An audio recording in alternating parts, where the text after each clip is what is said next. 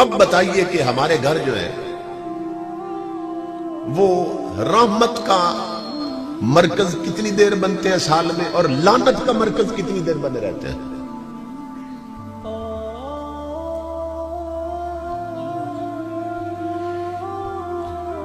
گھر میں L C days لگی ہیں، گھروں میں دو دو ڈشیں لگی ہیں چھتوں پہ، گھروں میں کیبل کے کنیکشن ہے، گھروں میں نیٹ پڑا ہے، گھروں میں ٹی وی ہے، اور اب تو ان تمام چیزوں کی ضرورت نہیں رہی، اس لیے کہ ہر ایک کے پاس لڑکا ہے یا لڑکی ٹچ موبائل ہے۔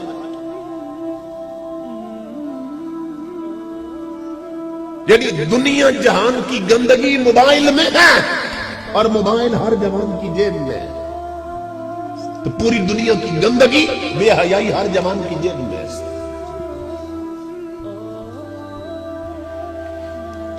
بچے جب بچے ہوتے تھے نا تو پھر وہ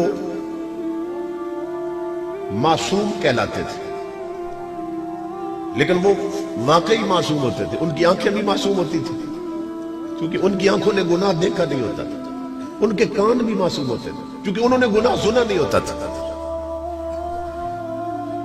یعنی معصومیت کی صرف عمر نہیں ہوتی تھی، وہ خود بھی گناہوں سے بچنے والے ہوتے تھے، چونکہ نہ دیکھنے کو انہیں گناہ ملتا تھا نہ سننے کو گناہ ملتا تھا۔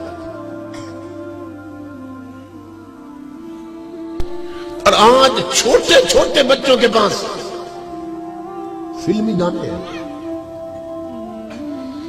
اپنی الگ الگ انہوں نے ویب سائٹ بنا رکھی ہے، اور ان کے پاس یو ایس بی ہیں، اور وہ معلوم نہیں کیا کیا چیزیں،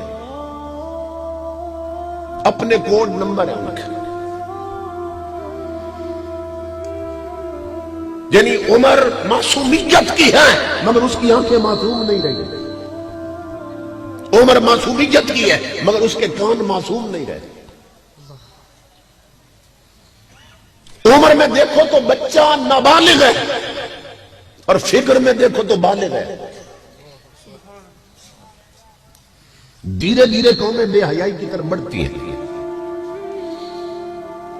عورتوں کے جسم کے اندرونی استعمال کی چیزیں جب جاتے تھے نا دکانوں میں تو گاہک کو مانگتے ہوئے شرم آتی تھی، انہیں دیتے ہوئے شرم آتی تھی، اور انہوں نے وہ چیزیں چھپا کے اندر کہیں رکھی ہوتی تھی۔ ایسا تھا کہ نہیں تھا؟ عورتوں کے اندرونی استعمال کی چیزیں وہ چھپا کے رکھتے تھے دکاندار،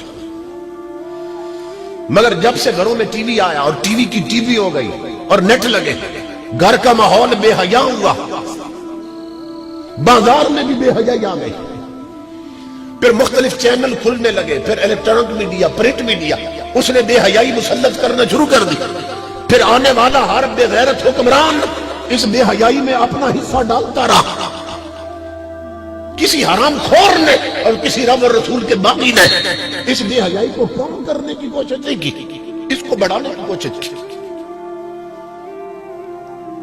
جب قوم کی حمیت، غیرت، شرم، حیا مر گئی تو وہی دکاندار جو عورتوں کی وہ ضرورت کی چیزیں چھپا کے رکھتے تھے، وہ بے غیرت آج دکانوں کے سامنے لٹکا کے رکھتے ہیں۔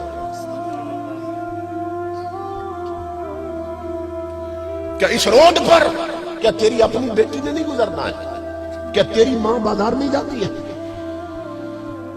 یہ سیڈیز بیچنے والے اپنی دکانوں کے باہر انڈیا کی کنجریوں کی گندی تصویریں لگاتے ہیں، اور بغیرت بھول جاتے ہیں کہ اس فٹ پاتھ سے صرف غیر کی بیٹی نہیں، تیری اپنی بیٹی بھی تو گزرنے والی ہے۔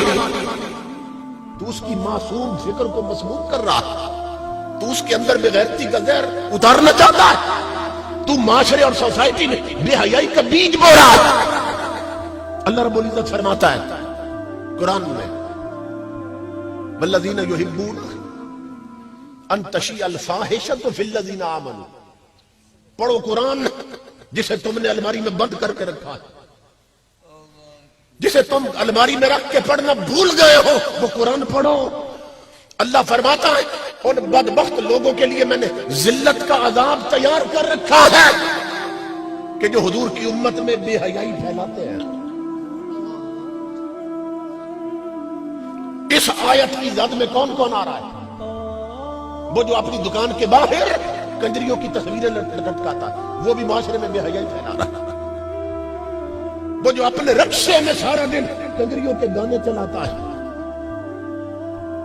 خود بھی سنتا ہے، سواریاں بھی سنتی ہیں، وہ بھی معاشرے سوسائٹی میں بے حیائی پھیلا رہا ہے۔ اور نکاح من سنتی، شادی حضور کی سنت، جو اپنی شادی پر گھر میں اپنی جوان بیٹیوں سے ڈھولکی بجواتا ہے اور ڈیک لگا کر طوائفوں کے گانے چلاتا ہے، وہ بھی حضور کی امت میں بے حیائی پھیلا رہا ہے۔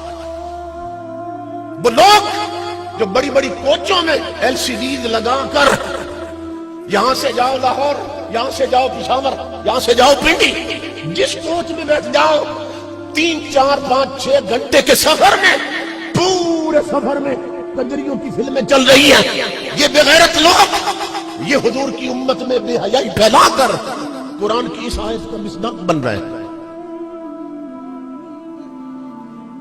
میگزین لکھنے والے، اخبارات بیچنے والے، ہر اخبار پر ایک رنگین پیج ہوتا ہے جس پہ کنجریوں کی ننگی تصویر ہوتی ہے۔ رومانٹک میگزین مارکیٹ میں چھاپ کر بیچے جا رہے ہیں، خریدے جا رہے ہیں۔ امام الانبیاء کے غلاموں، یہ لاکھوں کروڑوں لوگ قرآن پاک کی اس آیت کی زد میں ہیں کہ امت مصطفیٰ میں بے حیائی پھیلا رہے ہیں۔ اور وہ عورتیں بھی جنہوں نے بازار جانا ہو اور میک اپ کر کے جاتی ہیں اور بن سنور کے جاتی ہیں اور لپسٹک لگا کے جاتی ہیں اور ننگے سر جاتی ہیں اور آدھے ننگے جسم لے کر بازاروں میں پھرتی ہیں بے پردہ، وہ بدبخت عورتیں بھی تاجدار کائنات کی امت میں بے حیائی پھیلا رہی ہیں۔ اور اللہ فرما رہا ہے قرآن میں کہ وہ لوگ جو حضور کی امت میں یا میرے بندوں میں بے حیائی پھیلاتے ہیں، اللہ فرماتا ہے میں انہیں دردناک عذاب دیتا ہوں، اس دنیا میں بھی اور اس دنیا میں بھی۔